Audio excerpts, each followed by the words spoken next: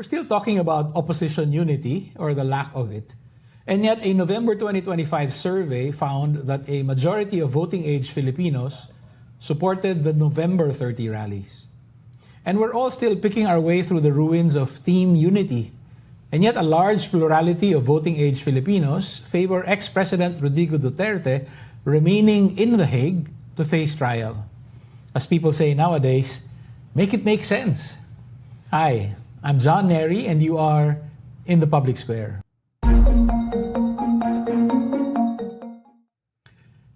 The survey findings come from the latest WR Numero Research survey conducted from November 21 to 28. There is a lot of data on how voting-age Filipinos identify on the political spectrum and what the main political groupings or affiliations are. We are pleased to have a Suki, Professor Cleve Arguelles, the political scientist and president of WR Numero Research, join us yet again to help us work through the numbers. Welcome, Prof. Cleve, and thank you for joining us again in the public square. Thank you, John, for having me. Prof. Cleve, let's start with self-identification. This is something that I've always complimented you on in your survey design. How do you ask this question and how do you sort the answers? Right. Thank you, John. Actually, in our survey, we asked this in two different ways. Okay. One is that we asked them to self-identify on the basis of the following options. Whether they identify as pro-administration, pro-opposition, or independents. Okay. So this is the general, if you will, self-identified partisanship. And prior to asking them the question, we give them a positive prompt that we tell them that in the Philippines, some of us identify as administration, some opposition, and some independent, right? The other question is on the self-identified factional partisanship. Okay, we'll get to that. Yes, okay. What is the nature of the self-identification? Pro-administration, pro-opposition, or independent? Do you classify that as a grouping or an affiliation or a sentiment? I mean, how do we understand that? Right. So actually, because it's a self-declaration, to us the way that we use it, it's more of an identity. So especially because that we use it as a demographic. So all of our questions, right, would also tell you what the breakdown is according to this grouping, right? Administration, opposition, independent. Okay. So so we allow our respondents to actually make sense of what these identities are, right? What it means to be pro-administration, opposition for them. But we and that will differ across the country. But what the survey is doing is that to give us a broad picture of how people identify on the basis of these options. So you work with random samples, of course. So chances are you don't meet the same survey respondents, right? But it is possible for someone to self-identify as I'm pro-administration now, but maybe change the identity down the road? Yes, definitely. And that's what we want to see here, right? After a quarter, do more Filipinos say they're more pro-administration or opposition? Okay. But what's interesting in terms of the direction that we're seeing since we've started doing this survey is that the tendency is for previously those who identify with either opposition or administration to go through the phase of what we call being independent first. I see. Before they move on to a different camp. At least that's what we're seeing in the numbers. There is a political limbo that they spend some time in. But that also tells you that Filipinos are thinking, right? They're responsive to political developments. Okay. So as it stands, so what you found in November was that the main alignments are 17% identified as pro-administration, 8% opposition, 41% independent, and also a large plurality, 35% said they were unsure. Can you work through the numbers? 70% admin, is that higher, lower? Right. So actually, there's a less number of Filipinos saying that they're pro-administration. That's down by 8 percentage points. Okay. And I think for the past quarters, it's been steadily declining. The number of people saying that they're pro-opposition. Okay. for pro-administration rather. For the pro-opposition, it's just down slightly by 2 percentage points, negligible given the margin of error, right? We're seeing a growth in the number of people saying that they're independents. No? That's 41% now, plus 5 percentage points from our August survey. Okay. And meron pa also a growth in the number of people saying they're unsure. Okay. Hindi sigurado. That's also an increase in 6 percentage points from our August survey. So you see that the way that I describe it kanina is that people tend to move first. If there's a decline in the admin, they move first towards the either independence or even unsure, for example, before they decide again whether they can come back to be pro-administration again or now join the opposition. What would how would you characterize someone who uses independent as the transition stage versus another person who would use unsure as the transition stage? Right. What would be the main difference? The main difference, yeah.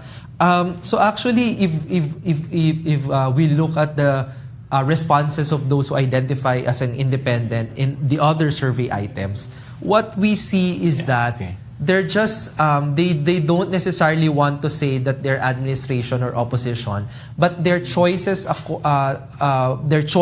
according to the different questions that we've asked are quite strong. They know what their response is to other questions, right? For example, if they ask them, do you want the former president to remain in The Hague?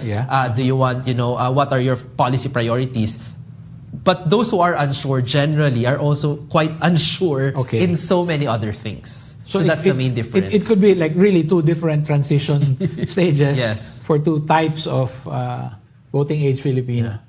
Okay, so that's self-identification. So you start with a prompt, admin, opposition, independent, and then you ask them to self-identify. And then you have factional partisanship. So how do you process this? Yes, we only started with the traditional partisanship because the inspiration, of course, is the US model of people identifying as Republican, Democrats, or Independents.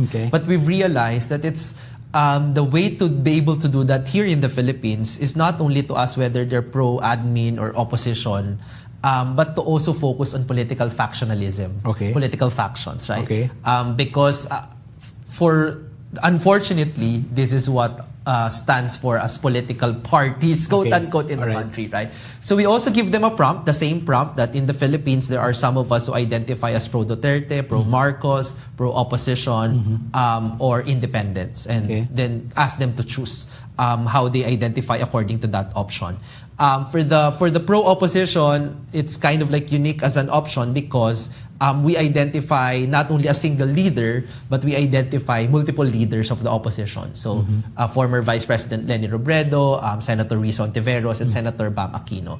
For the others, it's quite straightforward. Pro Marcos, we identify with Bongbong Marcos and his allies. For Duterte, the Vice President and her allies. Well, I just want to backtrack a bit. How do you define opposition in the self-identification? So pro-administration, so whoever is the president, right? The opposition, which is only 8%, do people identify that already with Mayor Leni Robredo or Senator Risa or Senator Bam?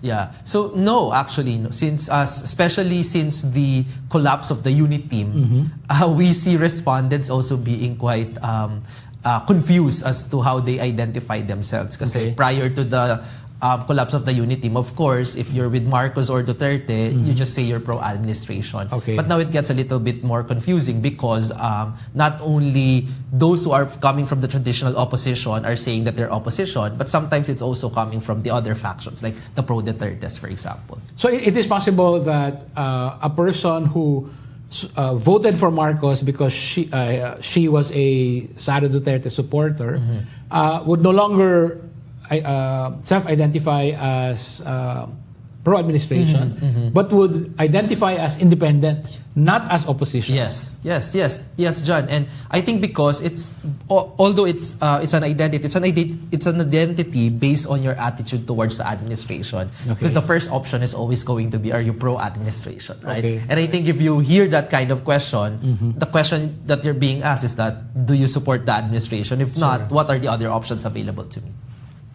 Did this particular result surprise you? I mean, because when you look at the disarray of the former Team Unity, you would expect that those who voted for, who are Sara Duterte, the Duterte supporters, would be opposition, would classify themselves as opposed to President Marcos. And yet, we only have 8% self-identified as opposition. What's at play here? Right, yeah. I think we have to draw insights here from broader political dynamics. I think that for many Filipinos, opposition is still such a very loaded term. Okay. And to say that you stand in as an opposition of the administration, I think that's kind of like a big demand for an ordinary Filipino to claim that they are in the opposition. Contrast that to the result of the political factionalism, partisanship, right? It's easy for Filipinos to say that, oh, we identify as Marcos or Duterte or with the kakampings, for example. But I think it's a higher demand for them to be able to really say that they're opposition. So maybe it's also because of the our experience, right? That those who say that they're opposition tend to be really tend to be associated to be really quite contentious in the political space. And if you don't feel like you're one of those, ayaw mo. Or maybe it has to do with lack of power or not being in office. Opposition is really more, okay, konti lang kami, nasa labas ng kulambo. That's a good insight. But the Duterte supporters, they don't see themselves as out of power. Right. Na maniobra lang kami dito. We put this guy in office, but now we're... so maybe that's one possibility. So the November survey found that in terms of political partisanship, the factional partisanship, 34% identified as pro-Duterte, 15% as pro-Marcos, 12% as opposition. So 4 points more than in the self-ID. And 39% none of the above. Can you walk us through the numbers? Yes. So you see that in terms of plurality, the biggest group would be the pro-Dutertes. No? And this has increased by 5 percentage points then from August. No? And then the next two would be the Marcos 15 and then the opposition at 12. But you would also see here, John, that the biggest number of Filipinos are actually saying that they identify as none of the above or the independents from these factions. Because we've only given them these options. So baka mamaya if we add another option, they would identify with a different faction. But so far, given these options, a large majority, or not a large, a plurality of Filipinos, actually almost 40% are saying that they'd rather not identify with any of these factions. So again, let me backtrack a bit. There was a time in Philippine history when people self-identified as nacionalista or liberal, right? So we don't do that now. I mean, nobody really thinks of themselves. Two-party system pa yun eh. That's right. Yeah. Now, so many multiple parties. But nobody thinks they're PDP or liberal. So the branding would be by political personality. But the none of the above does not have the same function as the independent or the unsure in the self-ID. It could be a transition point, transition stage? Yes. Although kasi in the past quarters that we have been doing this, there's very little movement in the self-identification sa political faction ng mga survey respondents. So we haven't really seen, because we haven't really seen that much movement, we haven't really tested this hypothesis that it might be a transition period, right? Yung none of the above dito. But kasi it's quite stable these numbers since we started doing this. No? Okay. So wait. So what was that again? Marcos 15%, Duterte 34%. That's relatively stable over the last 3 years. Yes. What would be like? What would be the most, like in 40s, low 40s for Duterte, and high 20s for Marcos, or what? Yes, and the opposition pushing a bit to 15% as well. Okay, I do remember that the first time we talked about it, opposition. Oh well, no, this was the self-ID. 4% self-identified as opposition. Now 8% self-identifies opposition, but in the political partisanship, maybe a little more. So, we're really looking at a slight majority, a little over 50%, as remnants or survivors of Team Unity. Ito yung nagpapanalo. Right? Yes. And then the rest would fall in the other categories. One of the great things about the survey findings, especially that you've shared so many of the findings this time around, no? And not only to the subscribers but also to non-subscribers, is that you broke down factional partisanship, political partisanship, into many different sub-aspects. Now, for instance, by area, it's no surprise that the Dutertes have something like 69% support in Mindanao. Mindanao, yes. But again, it is no surprise that in traditionally opposition Metro Manila, the Dutertes only have 20% support, which is statistically indistinguishable from the 19% support for the opposition. Yes. Right? How should we understand the data as far as area is concerned? Right. As area, rather, as regions is concerned. Yeah. So you're right, John, by pointing out that if you look at, for example, Metro Manila, that's divided to 20% pro-Duterte, 19 pro-opposition, and then 16 pro-Marcos, right? Okay, all right. But I think what's very interesting is that for Metro Manila, Luzon, excluding Metro Manila, and Visayas, almost half are saying that they're unsure or independent, right? Okay. Kaya actually, if you just look at those three areas, parang it's a very competitive political field because magkakalapit lang yung different factions. So the anomalies are really in Mindanao, where there's a sizable number of people from Mindanao saying that they identify as pro-Dutertes. That's around 7 in 10 coming from Mindanao. Yeah. So doon actually, the number of independents is just really down to 24%. So it's very low. So kumbaga, if you look at it, if we put aside Mindanao, temporarily, it's and I think not surprising that half of us are saying that I don't really identify with any of these factions. Maybe out of they're not interested in politics, or they just want to really remain independent, right? Because in Mindanao, that the Dutertes are really enjoying a high level of support, and that's keeping their numbers. I do want to explain that's keeping their numbers afloat at the national level. Yeah. Because Mindanao as an area is almost a quarter of our voting population, right, diba? 23 to 25%. Yeah. And if you get maybe 80% of that, o kahit nga 70%, but 80% is like 20% na yun agad on a national basis. That's right. So for the Dutertes, they only need to get a little bit of the other areas to get to 30%, no? Conversely, if you look at the famous Lingayen to Lucena corridor, right, you have a considerable number of voting age Filipinos who now say none of the above. Right. Yes. So parang as you were saying, the battleground is can be won by any of these political brands. Yeah. Right. Yeah. I mean, going into 2028. For instance, the Marcoses are strong in the rest of Luzon. I think they have the plurality. Yes. Right. That would be because of the so-called solid north and so on. But the opposition is also present there in the Visayas, so on. Question: the fact that 1/5 of Metro Manila voters say they support the opposition. Does that mean that the opposition's constituency is urban? So, not necessarily.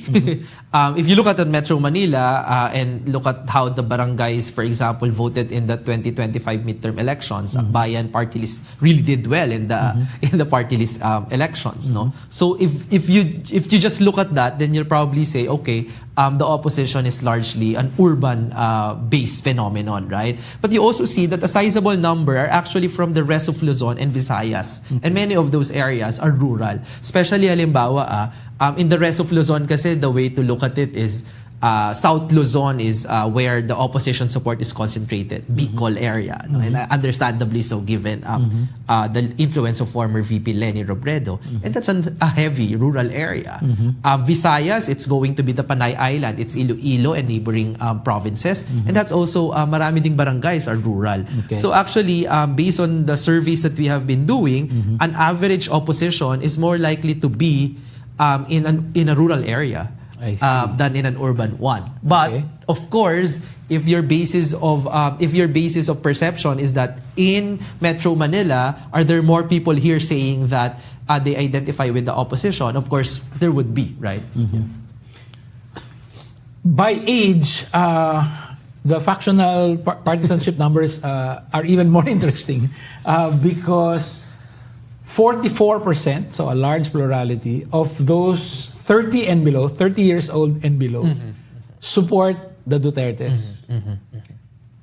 My first reaction to that is, oh, wait, what happened to the fabled youth vote that propelled Bam Aquino and Kiko Pangilinan to their high placing in 2025 and Akbayan? No? How do we make sense of that? 44% of 30 and below say they support the Dutertes. Yeah. Well, I think if you look at the Senate results of the most recent elections, one of the things that I always say as well is that the vote shares are lower than in the generally in the previous elections, and I think it's the result of a fragmented political landscape. So you needed a smaller number of share of votes to be able to win because there is really no national consensus as to who should be seating as new senators, right?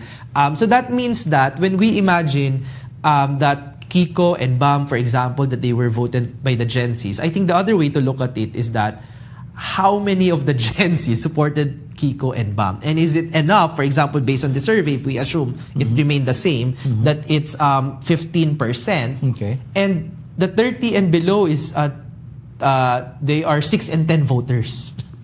So is it enough to have 15%? Yes, if you get 100% of that 15%, that should be enough, right, to get you a Senate seat, right? Mathematically speaking. So the other way to look at it as well is that I think the misperception is also coming from this idea that if you ask Kakampings to show up the opposition in a rally, of course, you will be seeing a sea of young people kasi nga the support for opposition is concentrated among the young and also in the oldest age, yung middle age yung medyo mas maliit, right? Okay. But if you ask young Filipinos of all political colors to gather in one space, you see that a little bit more would be pro-Dutertes, right? All right. So that's very clarifying. No? So if you have a rally of the opposition or people support, say Bam Aquino, or Leni Robredo, many of them would be young, right? So you gather them. But if you have a gathering of all young Filipinos, 30 and below, a large portion of that would be Duterte supporters. So that would be a okay. So we need to wrap our hands around. And again, if we cross-tabulate that, kaya pa natin to cross-tabulate by area. Saan ba yung 30 and below na to from different areas, right? And my suspicion, of course, is that the national level 30 and below na pro-Dutertes is they're being kept afloat because of the Mindanao phenomenon. So many young people in Mindanao, in fact, because kapag sa Mindanao you have 70% saying that they're pro-Dutertes, that's going to be across age groups, across income groups as well, right? So medyo natutulungan sila nung ganon. Kaya even if you look at 30 and below nationally, they have a sizable number na nagsasabing pro-Dutertes. Another sub-aspect that dimension that you studied is income. And I think in November 2025, 25% of Class ABC said they supported the Dutertes. Now, that's not as large as the 49% of ABC who said in the exit poll after 2016 that they actually voted for Rodrigo Duterte. No? But I remember distinctly that number, 49%, because our friend Professor Julay Tihanki seized on that to tell people who were saying, okay, this is the populist, backlash and so on. No, 49% of Class ABC, half of Class ABC actually voted for for Duterte. So that this 25% in November 2025, are we seeing a withering of the support for the Dutertes among Class ABC, or this is the natural base for the Dutertes? How do we make sense of this 25% of Class ABC in November 2025 saying they support the Dutertes? Right. I think it's safe to assume that the Dutertes they've experienced a decrease in support in the Class ABC, because it used to be a lot stronger. Okay. It's also my favorite exit poll. This is the SWS exit poll, no? And it's the more educated, the more levels of education, the more income you have, and the younger you are, the more likely for you to vote for Rodrigo Duterte as president. So yung education at saka yung income doon, more or less, we can assume that it's the same thing, right? Okay. That the more educated are also in the higher income group. But it's not as strong as that anymore, because if you look at Class ABC nga here, yes, medyo may konting lamang yung Class A pro-Dutertes at 25%, but the pro-opposition is just 21%. If you want to be conservative about it, that's almost like even, diba? Tie na sila dyan, right? So you see that the opposition has also made an inroad into the Class ABC. Okay. It's so that's a safe assumption, but also that a sizable number, again, almost half, 41%, saying that they're independents now. So okay, so that sizable number, surely it means that it's not game over, right? I mean, even though the numbers right now favor Sara Duterte, 2028 is still up for grabs. Yes. Am I just is that a delusional on my part, wishful thinking on my part, or the numbers do in fact support that? I think the data would support that. I think it's actually the vice president who's running against election history, right? Present and immediate past, no? At the present, you see that there's a good number, 40%, no? If we want to be conservative here, kasi may konting movement, maybe half of the Philippines, no, saying that they don't identify with any of these factions. These are your middle forces. These are your median voters, middle voters, right? And the fact is that, for now, none of these factions have been able to really convince them that, okay, I'm gonna support you. Diba? Halimbawa, in this flood control mess, in all of the issues that we face currently, apparently, these different factions, despite their competition, intensifying competition, and the attempt to really find a niche, right? Wala pang nakaka-convince sa maraming mga Pilipino on who to really support. Kaya nga many of the questions that we ask them, sino bang dapat managot sa flood control? Yes. What institutions should actually investigate? This all maps for now, no, to partisan alignment as well. So there's really no national consensus as to these issues yet. Kung ano pa, batuhan pa ng putik yung different political factions. The other being that, and you would know this more than me, John, that none of our survey frontrunners, especially 2 to 3 years before the election period, actually came out as the winner of the election. No, we have plenty of examples. Sure. No, Raul Rocco, for example, but also people tend to forget. Nung bago mag 2022, 2 to 3 years before, Isko Moreno, Manila Mayor Isko Moreno, was doing well in the polls. That's right. But it turned out, diba, na that's only, he was an early front runner, no, pero nawala din naman yon, no. So now that for the longest time, no, VP Sara, di ba, mas marami yung Duterte. VP Sara has also been topping our 2028 potential presidentiables, right? But the question is, she's been quite stable at 30%, right? Okay, yeah. And this also tracks well with the number of people saying that they're pro Dutertes, no? Pero actually this is not really ideal for the vice president, because as the vice president, you're actually well placed to get support from a bigger number of Filipinos. Vice President ka na eh. What else is there for you to do than to run for the presidency in the next elections? But the fact that 7 out of 10 Filipinos are actively searching for alternatives, diba?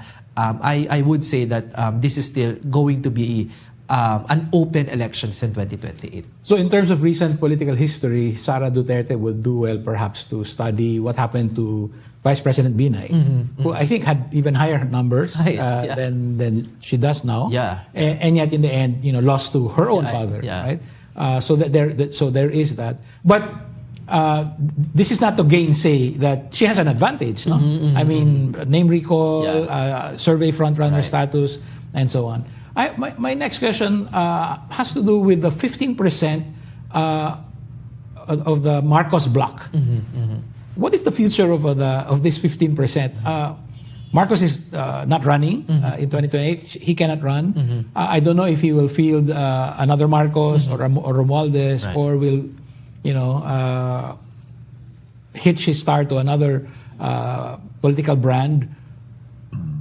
I mean, I can understand that the block of supporters who support the Dutertes can keep growing. I mean, so in fact, in November, they grew by 5% or something, by 5 points, because they have a stake in 2028. They have a candidate for 2028. Pero yung Marcos, I mean, what's keeping them together aside from present day nostalgia or whatever?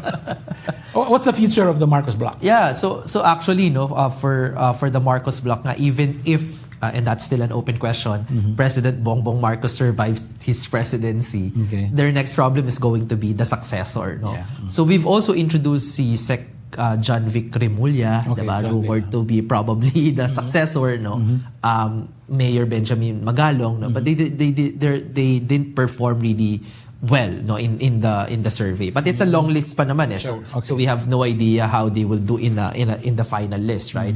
But also the second point that I want to share here is that actually it's not only the size of the pro-Marcos coalition that's worrying, na baka it won't grow and there's it's likely to decrease pa in size, but also the discipline of the Marcos coalition,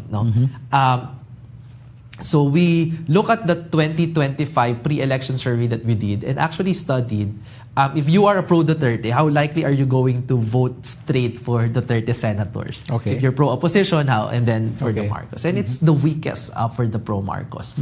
To be fair, harder din naman yun kasi yung admin ticket, yun yung pinaka-dispersed, diba? Parang mga big names naman talaga yung dynasties naman yung sinabi. But it also says a lot that even in North Luzon, we tested this, where the president enjoys supposedly the highest levels of influence, the discipline of those who say pro-Marcos isn't also really that high.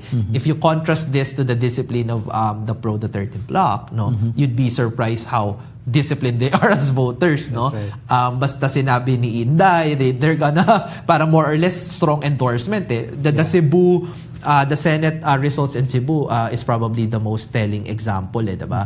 Na even people like J.V. Hinlo, Jimmy Bondo, who didn't really do well in the national at the national level, was in the top 12 in the Cebu province, and because sizable yung influence nung pro-Duterte. So may ganong dynamics. I would worry that the first task for President Marcos actually at this point is to consolidate his own base. The pro-Marcos, right? And to tell them, do you still believe me? And bring those numbers to the potential success. And whatever it is that I'm doing currently, now calling for the anti-dynasty bill, for example, that diba, is this something that is this an initiative? Is this a political move that he will be able to bring his supporters to as well? So the jury's out on that, right? And while he may himself qualify, the lack of discipline as far as voting is concerned, I think it's quite clear that he himself saw the midterms as a failure on his part, even though it was a tie. It was 5 and 5, right? He saw that, and he asked for courtesy resignations and so on, and may have signaled. I mean, my point is he could have spun it another way. It's like it's a tie, and we can work with that sort of thing. But he saw it as a defeat and acted that way, and so maybe that might have planted some seeds in his own bloc.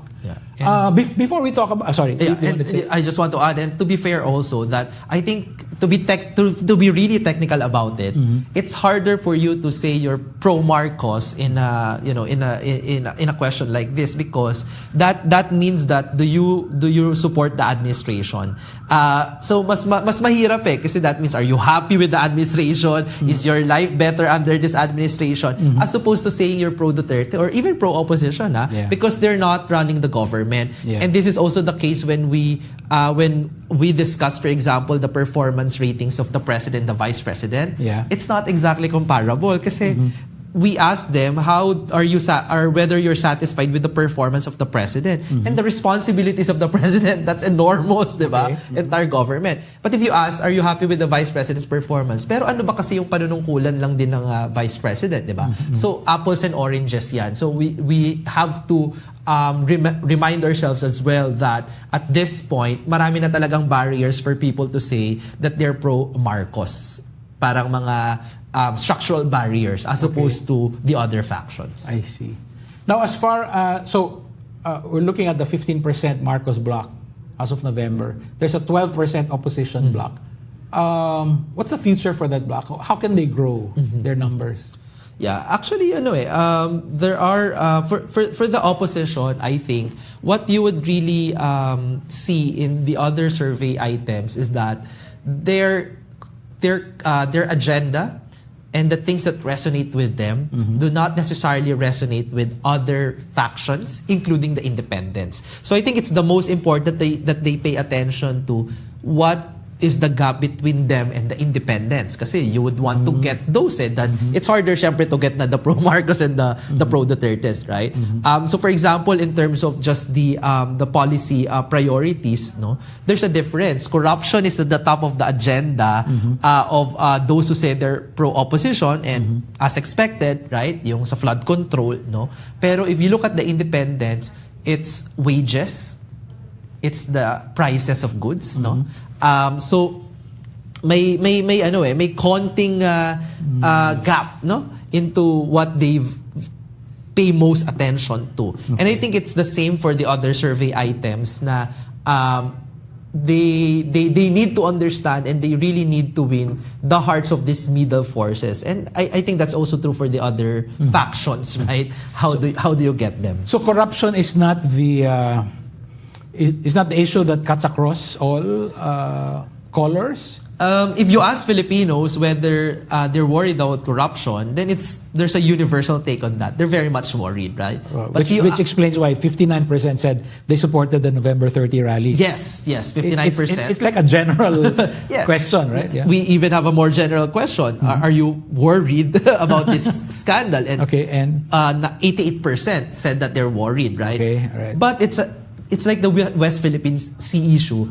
It's a different matter if you ask them to rank according to the different issues that they face, right? That's right. And the economic would show up as the most prioritized by the independents and I think also the pro-Marcos, right?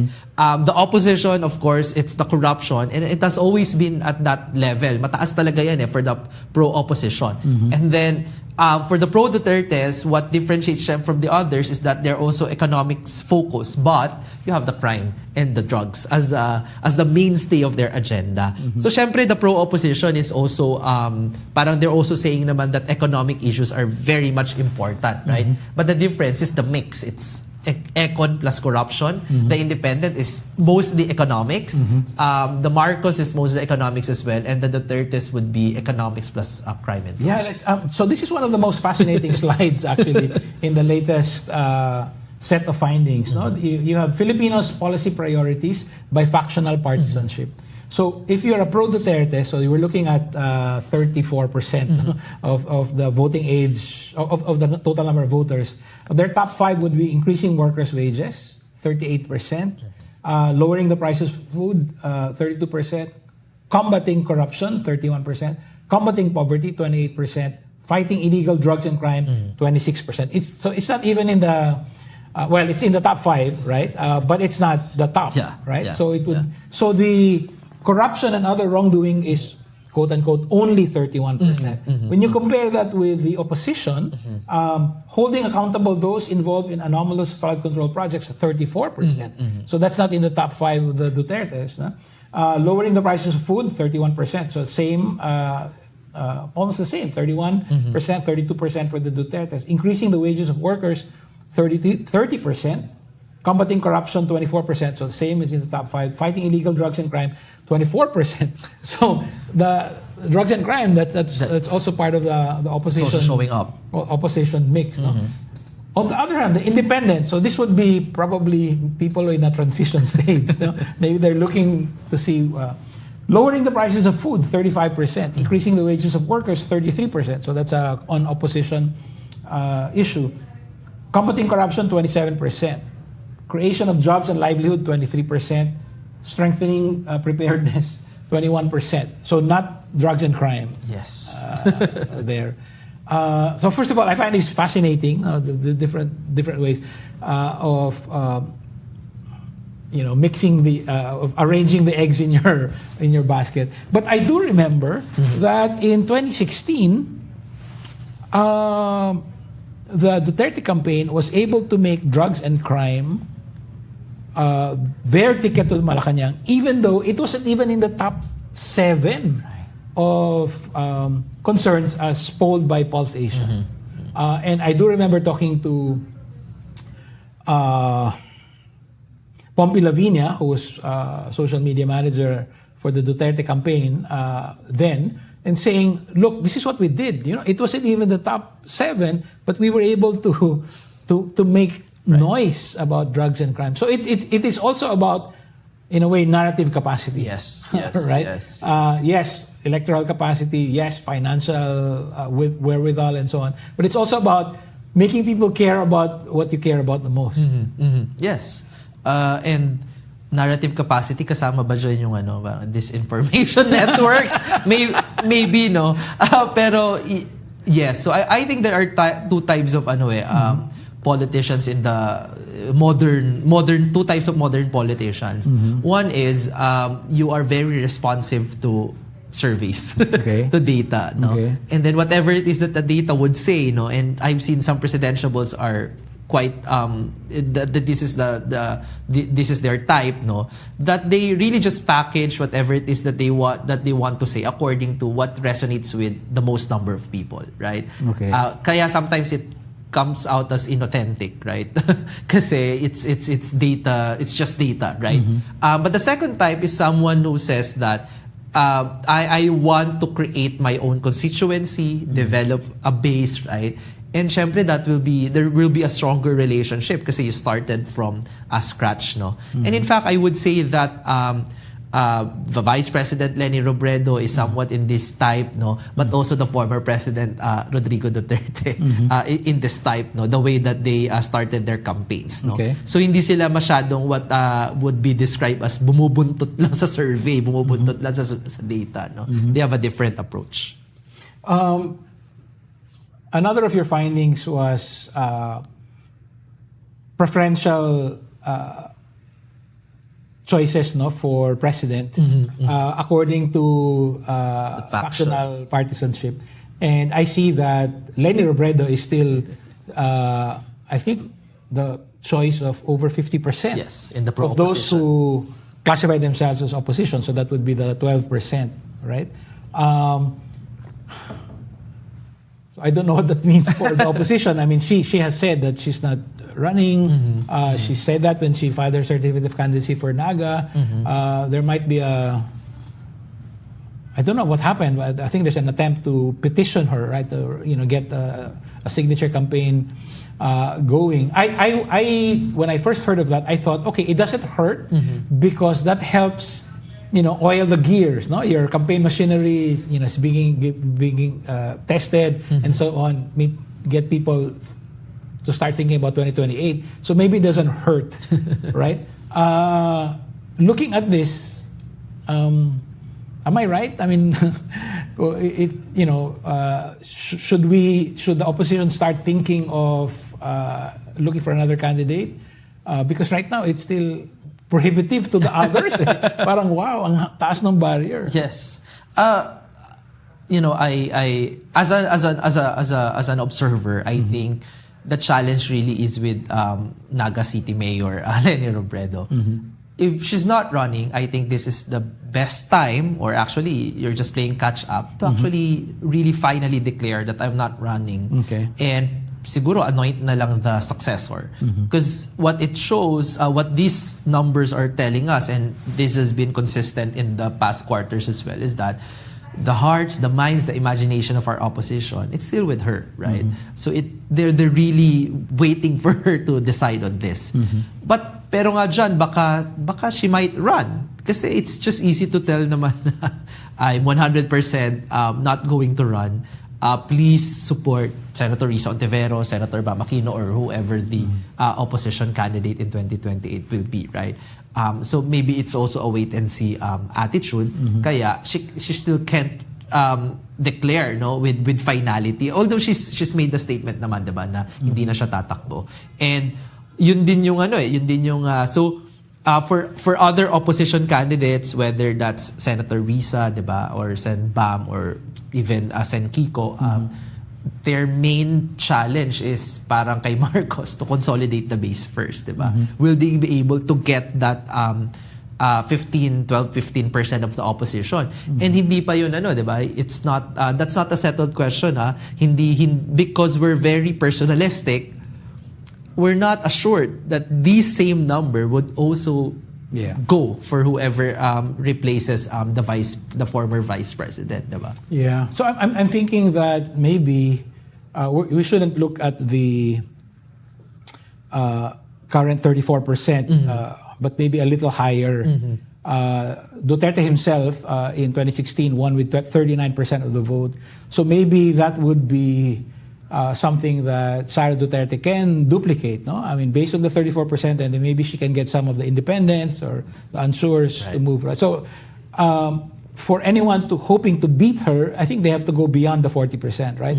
It cannot be like, Ramos won with 23% of the vote. So, in a crowded field, that would be possible, but I don't think it's going to be as crowded. Isn't that the gamble of the other political players at present, that it will be a crowded field? Well, that would be a very risky and maybe a downright stupid gamble. If you're looking at someone with 34% support already 2.5 years before the elections.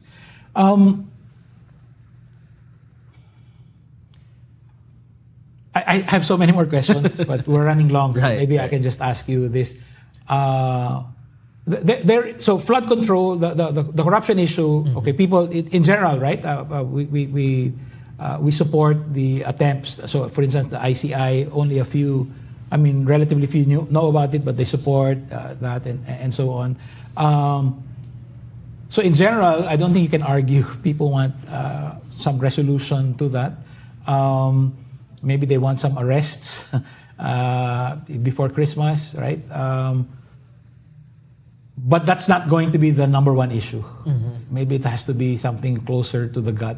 Although in this case, whenever there's a flood, people remember this again, right? So maybe this might be close to a gut issue.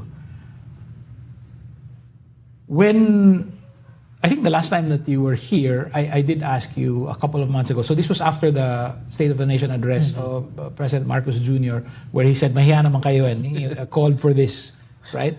And you said at the time that maybe that was the best way that he can get out of a lame duck position, no? Because now you have a president who is in a position to actually put senators and congressmen in jail, right? But so there was an uptick in his ratings, right?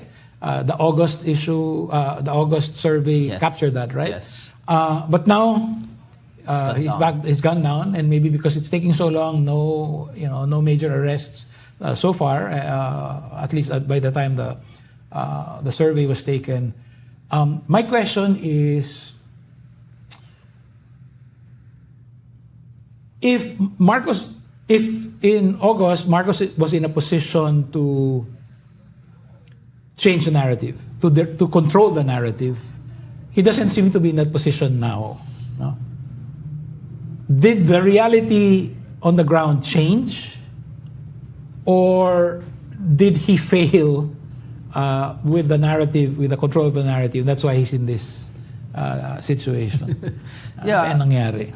So, the August survey nga would show that it actually worked when he asked the Filipinos, look at me, I'm going to do something. Okay. Pay attention to the president, right? Okay. So, essentially, he succeeded in changing the momentum, the landscape. No, all eyes were on him. But the problem is that he didn't perform well in terms of resolving this flood control mess, diba? Wala pa ding nakukulong. So, you've asked Filipinos to pay attention to the president, and all eyes are on you, and yun yung nangyari, right?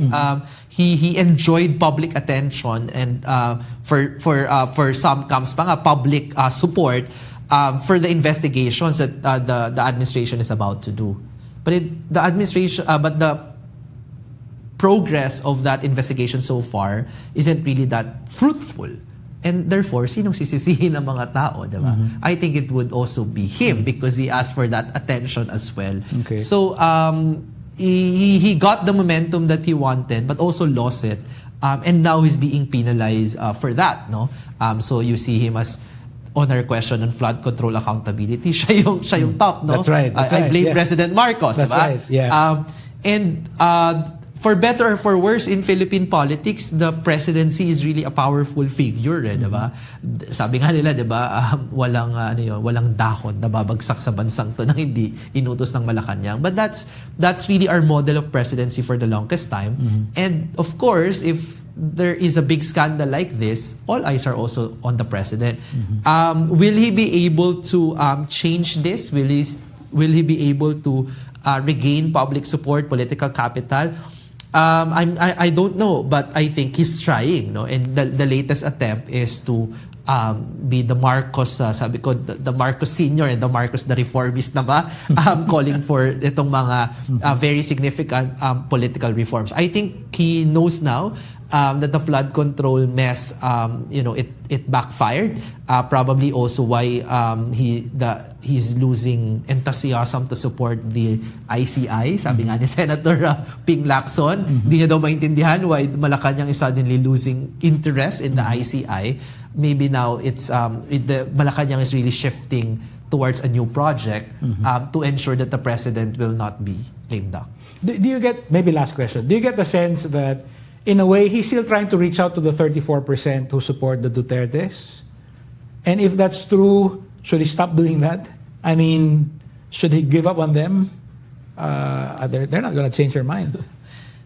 This has been this has been my hypothesis really also for like the past years, that despite the pro-Duterte camps withdrawing support from the administration, I think that some of the moves of the president reflect that desire to win them over. Yeah. And I think that's not a productive. I think that's not productive, and that's not going to be productive because, as we've discussed kanina, the Duterte blocs are the most disciplined. They're very consolidated around, Inday Sara. So it's a waste of energy and waste of capital, of what remains as political capital of the president, to go after them. If you ask the independents, they're okay with the former president remaining in The Hague. That's right. They want the co-perpetrators to be arrested as well and to join the trial, right? They want him to execute the potential arrest warrant against Senator Bato.